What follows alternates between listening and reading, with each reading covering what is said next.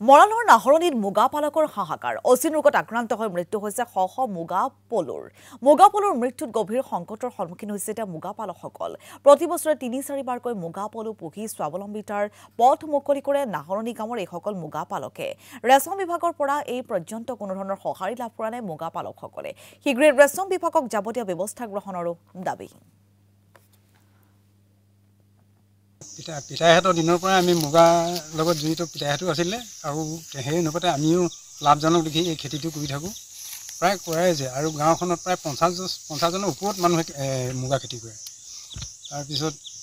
চৰকাৰৰ বিশেষ আমাক এইবিলাক সুবিধাবিলাক পোৱা নাই তথাপিতো মই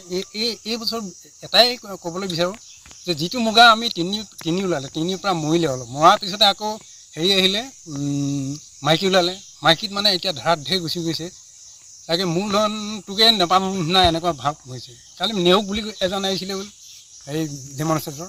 তেখেতে আহি গ'ল ফটো মাৰি গুচি গ'ল বোলে কিন্তু ইয়াৰ নিৰাময় বা ইয়াৰ ছেফটিৰ কাৰণে কিবা যদি হেৰি এটা কৰিব পাৰিলেহেঁতেন তেতিয়াও আমি